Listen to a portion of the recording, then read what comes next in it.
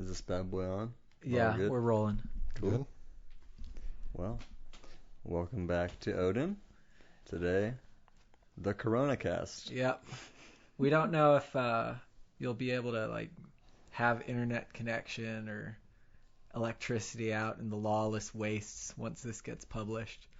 But for now, society's hanging on by a thread, it seems.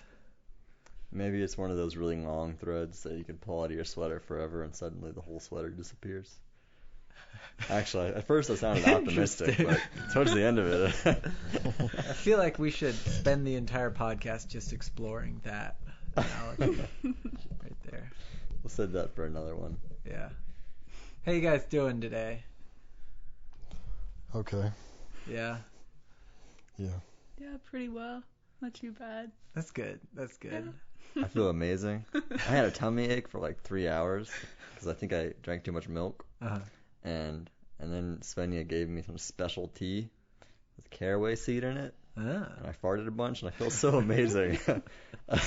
So I think I would normally just feel okay, but having felt shitty for a couple hours and then feeling normal is like, oh, awesome. What's caraway? Nice.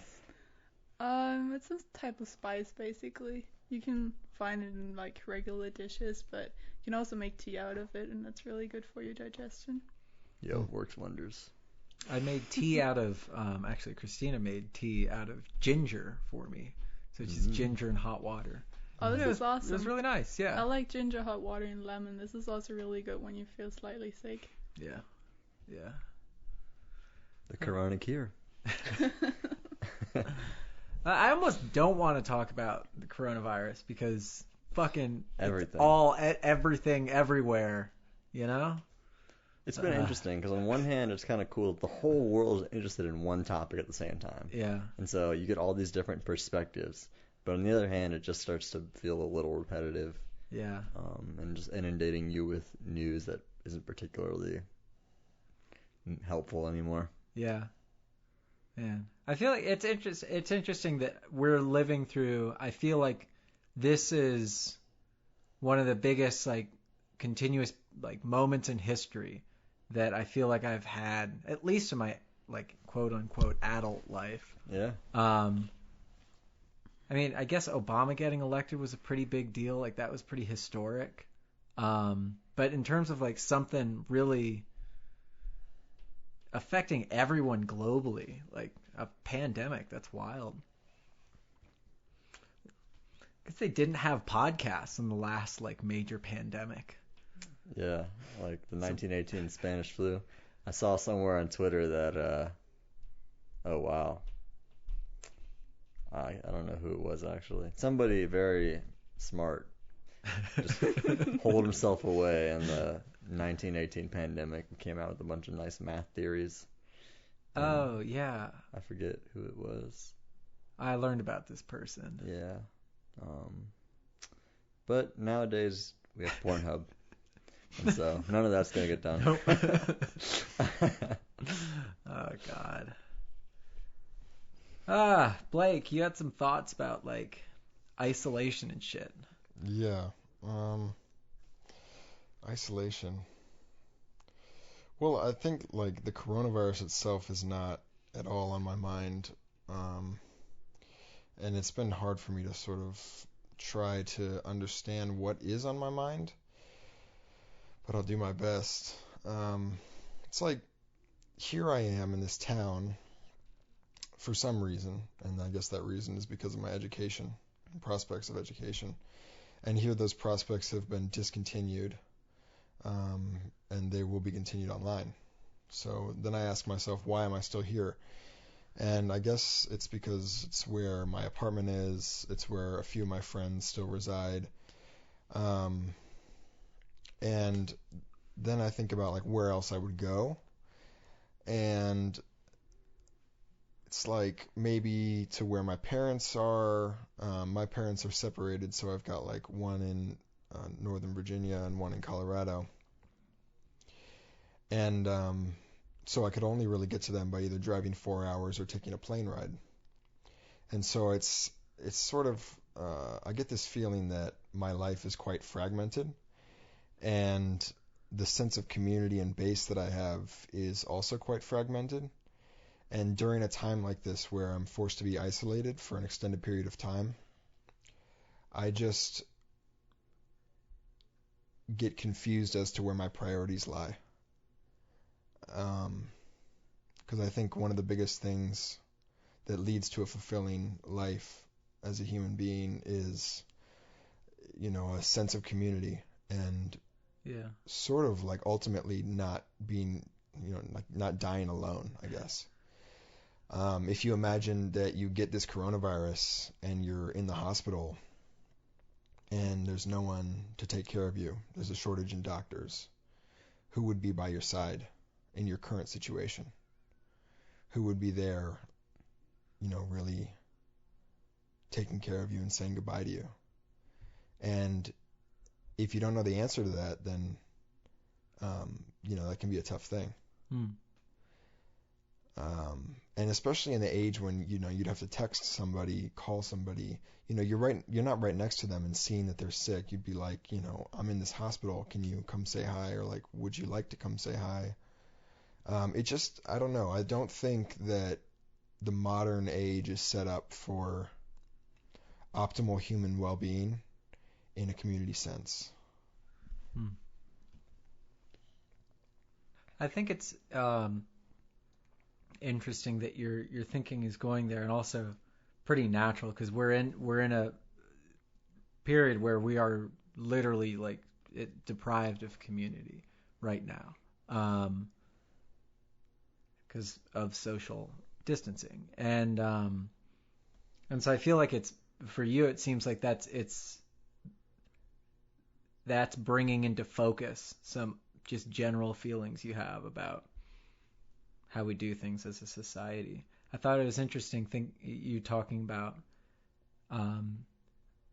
feeling fragmented geographically, not feeling particularly tied to this place, but also not necessarily being super tied to where else would you be with your parents? But there's two different locations there. They're extremely inaccessible.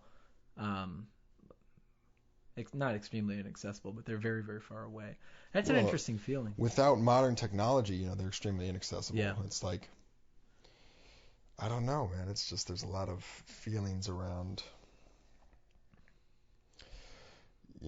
maybe wanting to tie my life back together with all the people that I care about and wanting to have one centralized location for the things that matter to me. Yeah. That would be really cool. I think I have kind of similar feelings, but on a smaller scale. Just having parents in Nova and then separated, and it's like I have these 3 different homes now. I have Blacksburg, my mom's house, and my dad's house. And it would be cool to have a way to be close to, like, right now at this point in time. I think I'm only in Blacksburg because I have a lease. So I'm like, well, I'm paying for it. And I think I prefer having our own space rather than living with my parents at this point. But if anything, I think the situation kind of highlights the fragility of our network. I think, like, suddenly we're trapped and we're told that we're not supposed to leave our homes for more than the essential goods, and I think it's not at that level yet, but it could be. And I don't know, it was strange to contemplate when I was in Northern Virginia, and I thought about the fact that what if they put a lockdown and I wasn't able to, like, go back to school? Yeah, I was actually really, like, worried about that, because I was up at home, and I didn't have a ride down for another couple of days, and I was like, what if they, like, shut off travel and all that? Because for me, Blacksburg, like, I do really like it here. I feel like I do really have a home base in my apartment, just because it's where all my instruments are. I've really spent a lot of time shaping the space.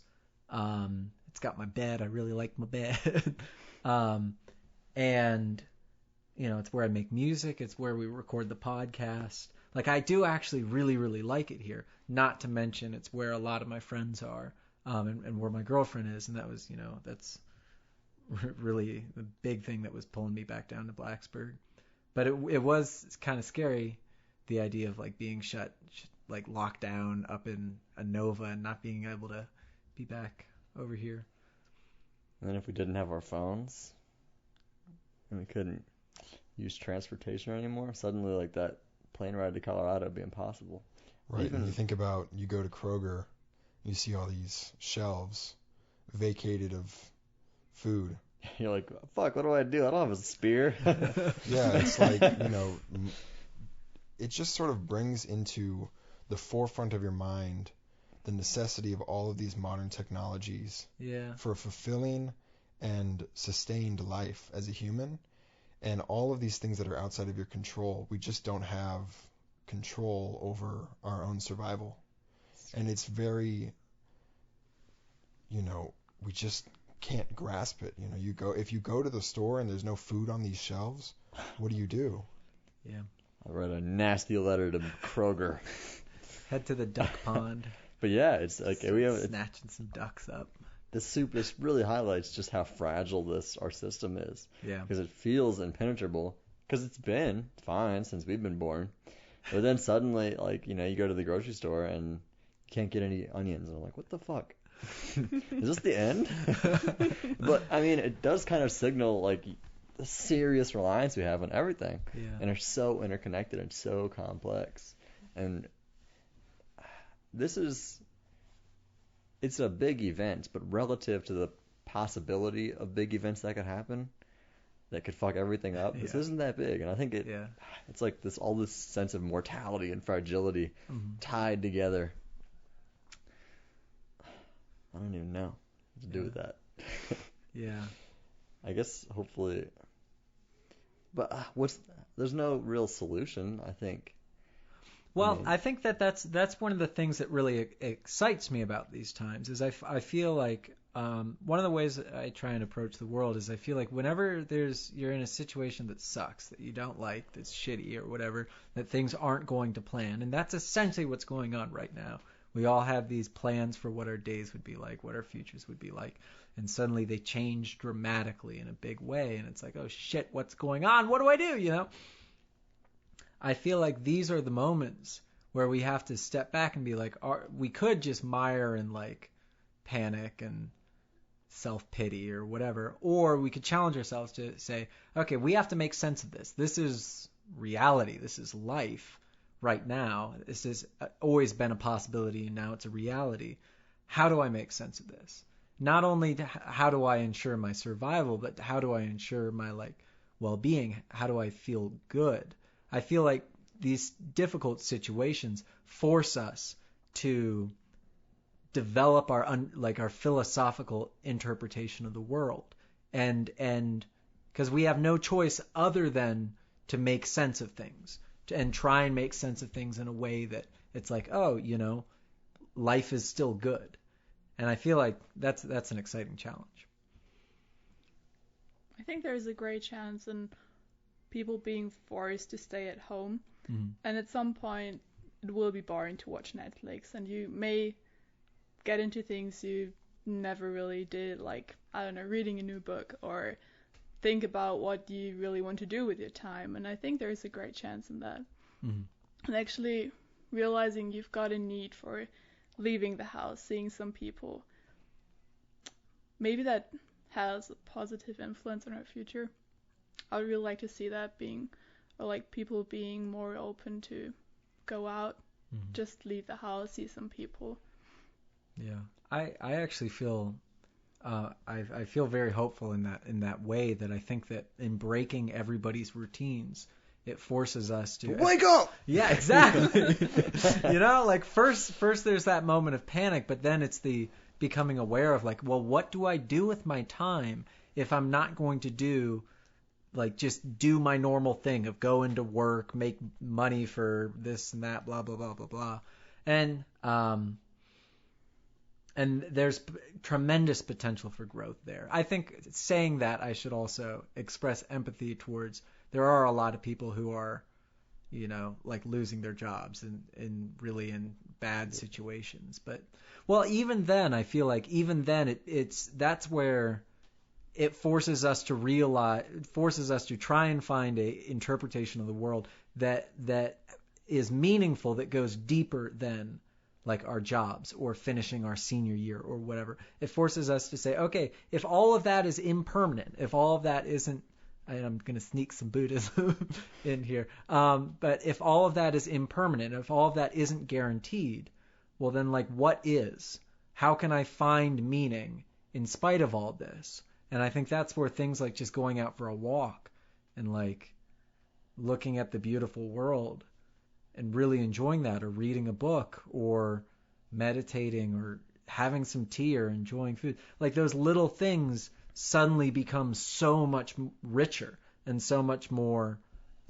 We realize that we don't necessarily need to rely on all of the plans we had, all of the modern luxuries that we had in order to find meaning in the world. But a plagued mind can't really find that beauty. If you're worried about supporting your family and you've just lost your job and there's all these other factors, you might not be able to work, and it's likely not worth your time to think about that fact. But the anxiety surrounding that will likely prohibit you from seeing the beauty in those small things. Yeah, I don't see it as a guarantee. I see it as a challenge of the alternative is being very unhappy, and not everybody's gonna necessarily. I don't know. I don't want to like act like I'm, people are wussies for like being sad that they lost their job, and they can't feed their kids. But of course not. But like, I think the challenge of life always is to find meaning in whatever mess that we're in, and this is, a new and novel mess. I also have this optimistic perspective. I hope that by everyone being forced to step away from their jobs for 1 to however many months or years, who knows? And there's a lot of uncertainty around that kind of stuff. But beyond the anxiety of that, and the people who are truly in these unfortunate situations where, like, how are they going to feed their children? Like, what are they going to do? Yeah. I think there's the possibility of America changing its work culture. Because work, 80 hours a week, 60 hours a week. Yeah. Buy, sell. And I'm hoping that just us taking a little breather, it's like, woo. Like, you go home and you're like, who am I without work? Because I think a lot of people have their identities extremely intertwined with that. Yeah. And hopefully they can start to separate it a little bit. And then maybe it can trickle down a little bit. And they go, you know what? 6-hour work days, 4 days a week, that sounds good to me. And what is work, anyways?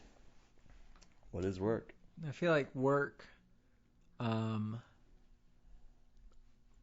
is the energy that we put in towards maintaining like long-term homeostasis. So like the stuff that you put in, the necessary stuff you put in, where the output of that is you're fed, you have shelter, and all that stuff. So is the goal of work to be fed and have shelter? I think so, at the end of the day. I think that's what differentiates work from other things, is that you have to do it. Right, so if we could get the direct route to maintaining our home and shelter, but through the people around us, I guess. I don't know. It's like we're taking all these indirect routes towards work, and you say people work 60, 80 hours a week because they're, what's the purpose of that? Trying to attain some sort of shelter that looks godly to other people? You want to have this New York high-rise that has a view of Central Park that's like a penthouse where you've got this incredible setup and you have your friends over and show off this incredible state of life that you've achieved? Or, I feel like people just, a lot of that sort of hyper work culture and all that, is a lot of it just becomes what people's lives are. And we are naturally, what we do as humans is we get some sense of what the world is right now, and we think about how can I make it better? What are the things I can do to bring more order into my life in order to make life better? And we're very much channeled towards well, work is that part of life that is supposed to be, that's you doing your long-term work. Everything else is sort of superfluous. And so people get so into that grind because they think that because we're programmed to be trying to create a better future for ourselves. We're programmed to be trying to get towards something. And in our culture, it's just work, and I think it's and so I feel like people just get into that routine. And I think some people are like, really, I want to be rich, I want to have a ton of stuff. I want to show. Why else work 80 hours a week unless your work is sort of a creative craft where you're trying to express beauty in another way, and you really need to put a lot of time in order to refine this craft that seems essential to you. I feel like it's probably a mix of things. Yeah. Right, because there's that small percentage of people who are just extremely industrious, and if they're not doing something, it hurts. I can understand that kind of mentally, but I really can't understand it experientially. Yeah. I'm not that high level, but I do understand what it means to feel like you're stagnating. Yeah. And I think for some people that bar is extremely high. Like at this point, I can't imagine Jeff Bezos or Elon Musk is doing it for the money anymore. It's like they're hardwired to just create, but they're on that high level where it's like to them it's like almost like an art. It is an art for them. Elon Musk specifically is trying to achieve something that he sees as a necessary part of like some sort of human beauty, like the drive to explore other worlds and the drive to like save global warming from occurring. And I feel like he's a pretty like he stands out as an example of, I think, somebody who at the very least that sort of pathology towards doing a ton of work is oriented in a direction that is pretty much most people would agree meaningful, and that he's genuinely trying to make the world a better place. What I find interesting is the people who are not putting work into something that like is very apparently meaningful, like isn't necessarily very connected to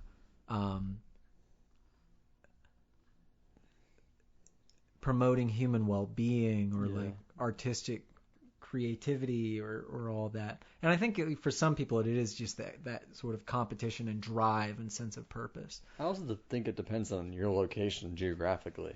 I had a friend, still have a friend, who worked in New York this summer. She was just an intern, and she worked 10 to 14-hour days every day to like compete to get the job for the internship, Yeah. But then when you get the job, you're still putting in 10 to 14-hour days. And when I asked her what her main job was, it's making slide decks for the CEOs. So it's like meaningful for her because the CEOs see it, but as a job of making PowerPoint slides for 10 to 14 hours a day, I just had a lot of confusion understanding her drive behind that. And I asked her, why? Why do you want that? I think for her, it's one part. Like, if you want to live in New York, it's expensive. And to the point where, like, even those salaries are higher, you still have to put hella hours in. And it's just like there's this culture in New York of people who just work dusk till dawn. And if you go to New York, it just kind of starts to like soak into you, and it seems normalized by all the people around you doing it. And so maybe if you want to, do something else, people look down on that, and you start to question your own, like, what else do I do besides work?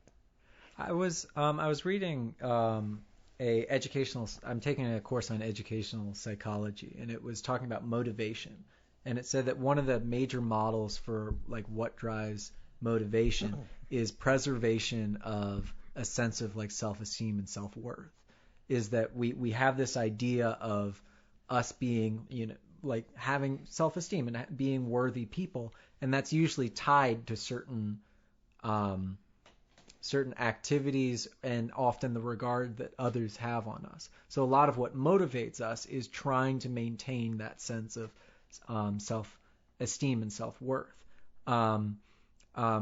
Conversely, we also can be highly unmotivated when something is like very, very challenging or difficult, because we would have to fail if we tried to do that. Well, that's irrelevant to what I'm trying to say.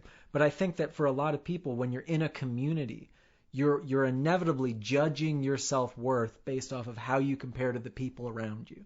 And if everybody around you is working super fucking hard, it's pretty clear that like that's the thing to do to be worthy, you know? And so you tie in your own self-worth as to how you compare to everybody else. How do you guys feel about working remotely?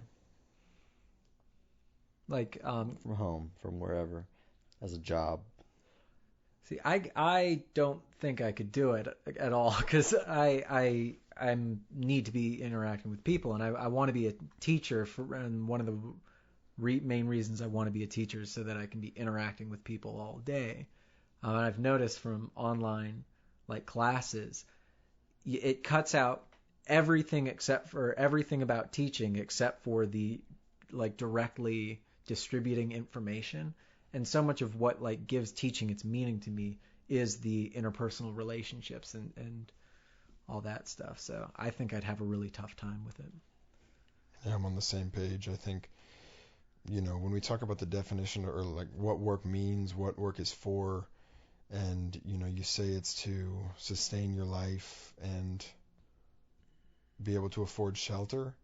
And I think those are the things that matter the most to me, those in community, and doing those things with people that matter to me.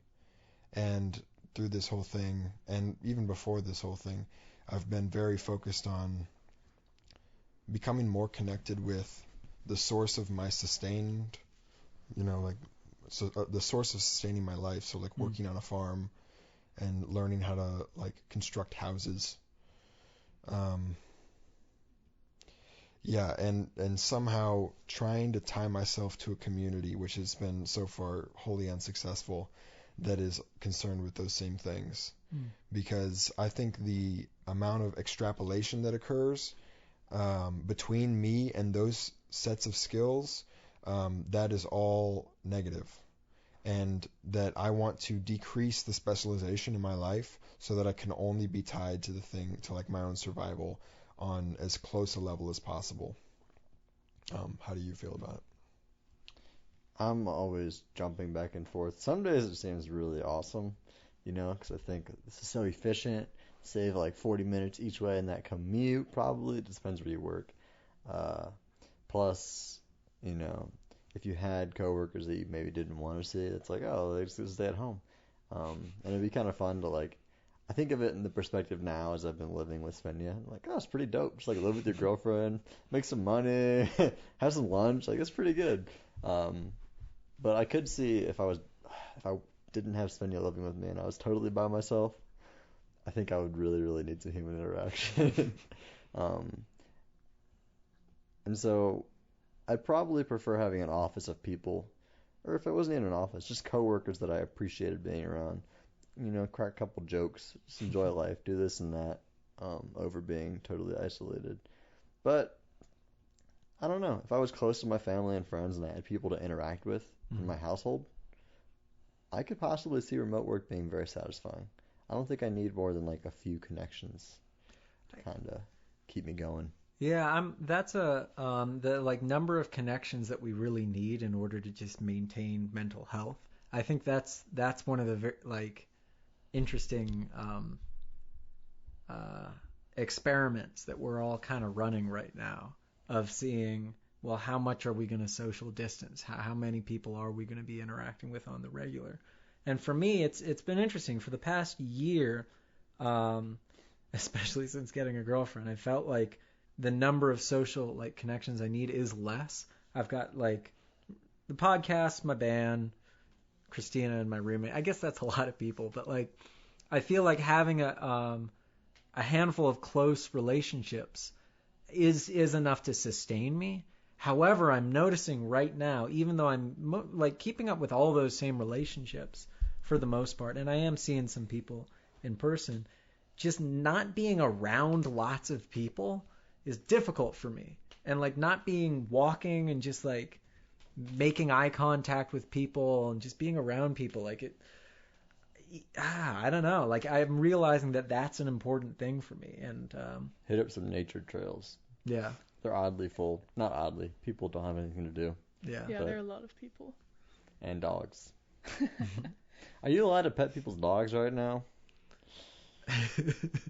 Yeah, they put up signs like on trails where like I don't know, maybe 5 people walk past every day. They put up signs how to behave during times like that.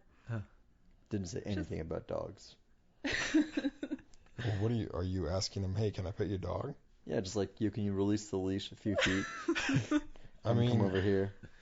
Just ask him, can I pet your dog? No, it's not like if the other person is okay with it. It's like, is it good practice to pet dogs? I don't think dogs carry coronavirus. I don't know anything about this shit. Yeah, I actually, from that meme of who let the dogs out, WHO, let the dogs out. Yeah, evidently, if that meme is to be believed, dogs can't get coronavirus, and they probably shouldn't because it takes it's relatively rare for diseases to jump to animals, but I guess you could still get your coronavirus on their dog. Yeah. And then they pet the dog and get it. At this point, just give me it and I'll be done. Yeah. That's exactly the opposite of what the whole point of this is. You just totally missed the point of what the whole world is doing. I'll just get it, self-quarantine, no one else gets sick. I kind of like that idea. And then I'm immune. I can just do whatever. Yeah. I don't know if you care anymore if you're immune. I don't think you do. I don't think you infect others. That's the thing, we don't know. Oh. Yeah, okay. It's a new virus. Yeah, it's kind of wild. I don't feel like everyone is taking that too serious, because when you get groceries, everyone is still behaving very normal and you just don't think about it. I keep forgetting that you should be keep a social distance. Yeah. I just don't think about that. The Or aisles everyone aren't goes that wide. everyone goes on hiking trails with tons of people, and I just don't know if it's responsible to do things like that right now. If that's okay. Yeah. Probably not. It feels really it feels super surreal being outside and walking around, and when I am doing errands and all that, because I feel like when I'm in my apartment there's this heavy feeling of isolation and all that, but then when I'm out there it's it's a beautiful day, there's people out there walking their dogs and shit. It's a weird juxtaposition. And I want to go back to a point that you were talking about, Blake, earlier, you were talking about wanting to cut back all of the superfluous, unnecessary things around meeting your basic needs, and focusing on instead learning how to procure food for yourself, have shelter and all that, and wanting to move in that direction with your life. That's something I hugely identify with myself. That's something I found I hugely agree with, and I feel underpins a lot of my worldview at this point, is the idea of trying to get rid of all the extra trimmings on work, but also just the stuff that I do, and break it down to its essentials. What am I trying to extract from the energy that I put into stuff? Meeting my basic needs and finding meaning in life.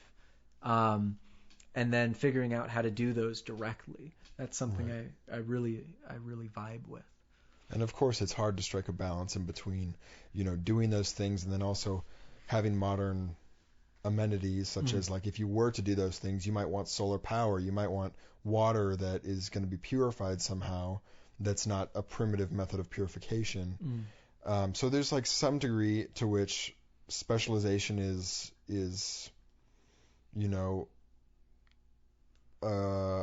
not a necessary thing, but something that's very beneficial, like healthcare systems. Yeah. You wouldn't have that if you were living in tribes of 150 people. You would have this virus that comes along and just wipes your tribe out. Nobody knows what the heck is going on. Maybe it's the boogie spirit, infecting your tribe. And what is this witch? The boogie spirit. Yeah. Sounds like a good song. So there's some degree to which the acquisition of certain skills through specialization is a positive thing, but I think striking that balance is something I'm still learning to do, and I feel like I'll be spending my whole life trying to achieve that. I don't know if you can ever step away from specialization. You've become this mega conglomerate being of all these people, like little puzzle pieces, into making this whole system and like one organism work. And when people step away from that and individualize, and they can like farm, build their own house, do this and that, they're largely not contributing, and they step away from it. And that's not inherently a negative or positive thing. It's just each person's preference. But even when you do that, you still, like you said, you have to rely on the specialization of others. So I think there's like a huge benefit of specialization to society as a whole. But I do find it really romantic, and I like the idea of like just stepping away and just like living off the basics and right. But you can do it without like being attached to society. I mean, we've been doing it before, like this big society thing, the whole modern, industrial age and such. I mean, people in tribes still specialized in various tasks, such as like, maybe the women are raising the children and the men are going out and hunting. So it's like we have our respective tasks, and like we're getting very good at these tasks. But you don't have to survive with modern day specialization techniques. I feel like the threshold, the barrier to get back to that kind of just sort of living off the land without much of a connection to society at all is so high. It's quite high. Yeah, because that used to be possible because you were part of a tribe of people who were doing all that stuff in an environment that your tribe had over time like adapted to. And so like nowadays to try and do it on yourself, that bar is, I think, really, really much too high for most people. However, I think that spirit of really what it is I think it's asceticism. The idea of trying to reduce one's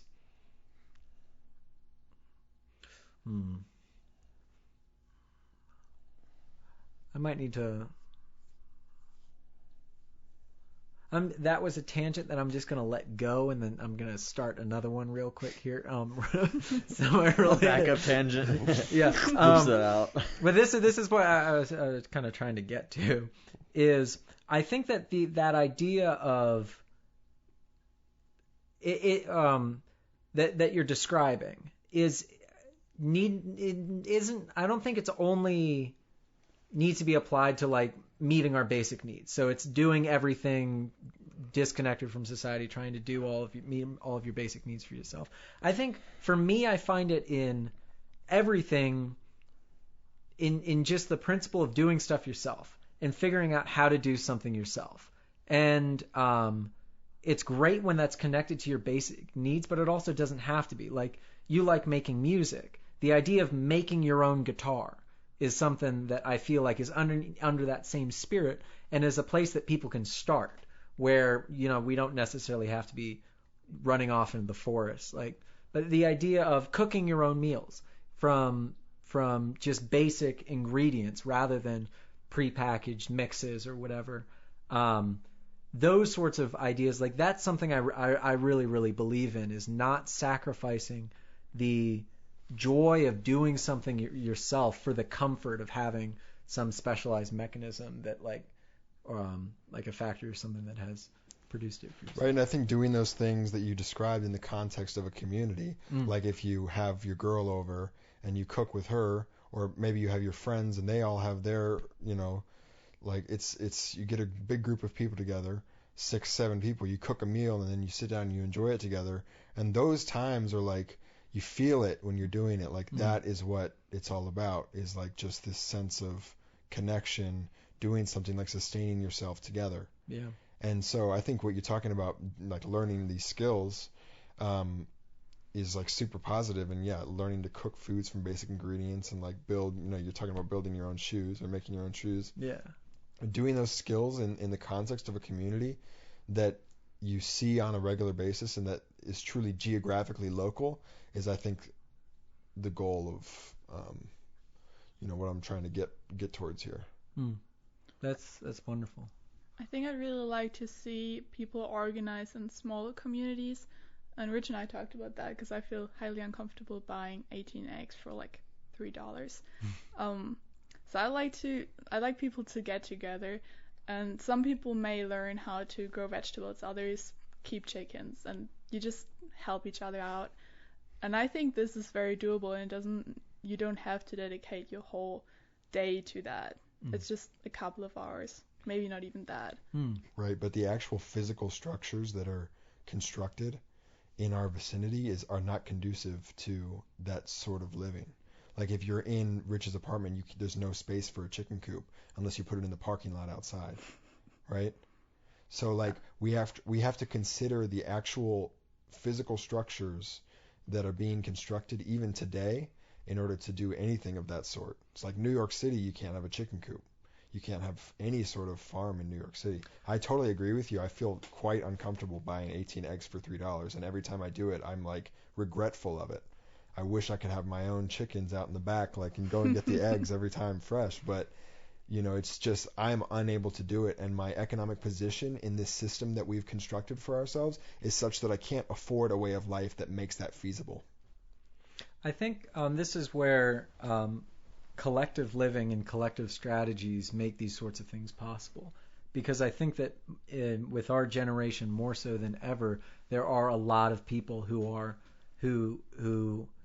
feel that who are operating under the same mentality, under the same philosophy about life, but we're broadly disconnected from each other. However, I think with time, more and more, there is the potential out there for people to come together and combine their resources to make those sorts of things happen. So yeah, it's difficult for you right now to afford enough space to have a chicken coop and a small garden or something like that. But if you find 4 other people or something like that, you can get a small house in Blacksburg that has space for that kind of thing. And then later on in life, when we're a little bit older, making a little bit more money, it becomes possible to try and find, a collective living situation or something like that is conducive towards that sort of thing. And this has been a concept that we've talked about on Odin for years, is the idea of setting up a monastery between us where we could do this kind of thing. A collective of individualists. Yeah. I think one big take that I sort of have on it, and the whole spirit of sort of doing stuff yourself and going against specialization, is I feel like often it's regarded as all or nothing. It's regarded as off into the woods, or you're in a full-on hippie commune, or you're just in the grind or whatever. I think that I see my little philosophy is kind of specialize to the extent that you can meet your basic needs and all that through interacting with the economic system machine, and then from there try and explore everything that interests you, learn how to do it yourself and explore. And that's sort of my take on work, is that figure out that necessary amount of work that you need to sustain your long-term existence. And it might be a lot less than you think, and then put the rest of your resources into figuring out, exploring and doing stuff yourself, and then eventually, trying to meet those, if you can, meet those basic needs through your actual action and all that. I wonder what your experience has been through this whole coronavirus thing. Like, all of your family's in Germany, I suppose? Yeah, and Germany, I think it hit them a little harder than around here, because there's already a lockdown. You can't meet more than a person at a time, I think. And all the borders are closed, which is quite surprising. I didn't really expect that to happen, because Germany's not that big, and everyone is pretty much about, we want to move as freely as possible. But I'm not really, I know my family is fine. They just chill at home. My dad is working from home. My brother is off school for 5 weeks, at least. Just my mom was a little concerned about me coming back, and was like, okay, you should contact your airline just to make sure if there's the last flight and they cancel all their flights until whenever that you come back. And I was like, I don't know how I feel about that. I wouldn't mind being stuck here. But then I also realized how this might affect my future, and especially my travel plans, Because if I overstay my visa, I'll always have to, whenever I apply for another one, I'll always have to mention that I overstayed once. There's no exception for this. I'm not sure about that. They will probably or hopefully adjust that so you can explain why you're overstayed if I have to overstay. But I think when I left Germany, I never thought it would be that serious. Yeah, I mean, it's caught everybody off guard, I feel like. I didn't think that shit was going to be serious. Or just the classic American way. I'm like, those buffoons. They're blowing this shit up way too big. Yeah. I remember even like 2 weeks ago, or a week and a half ago. I don't know. Yeah, It didn't- 2 weeks. 2 weeks ago, I went to this restaurant and they told me like, yeah, we're only using to-go bowls now. And I'm like, what the fuck? I gotta eat off cardboard? This is America. But then I was like, that's exactly why our response was so slow. People like me. Yeah. I feel like there's so much to be like extracted from this event. There's so much to be explored, so many different things to think about. Like right there, from thinking about like American culture of individualism and how that affects our response to big like events that require collective action and all that, to thinking about what are the choices that we make in our lives. What is our relationship with work, and how does breaking up work? Like, there's a lot for us to think about. I never imagined this country could lock down New York City. Yeah. I mean, seriously, I never could have thought that was like. Have a you seen thing. some of like the videos and images of it? I actually haven't. No. It's just like barren streets in New York. And like they say that when they go out and they like have to go get some stuff, it's like this very strange experience because New Yorkers are so used to the streets being so busy all the time. Yeah. And when they just go outside, there's like no one. That's so weird. It's like this weird wasteland. That's so strange because especially in a city like that, everyone's in their little pods, these teeny little apartments all stacked together. You know. It's so strange. It seems very dystopian. Yeah. Yeah. Yeah, very strange times, eh? Yeah. Ladies and gentlemen, we will keep you updated with all of, what there is to, all of what's on our minds as we're locked down ourselves. And I think that one of my goals for this period is for us to get some more podcasts out because we're going to need the social interaction. So I'm going to need the social interaction. Yeah. If not you all, I'm going to need it. Yeah. Anyways, stay safe. Follow CDC guidelines. I don't know. All right. Peace.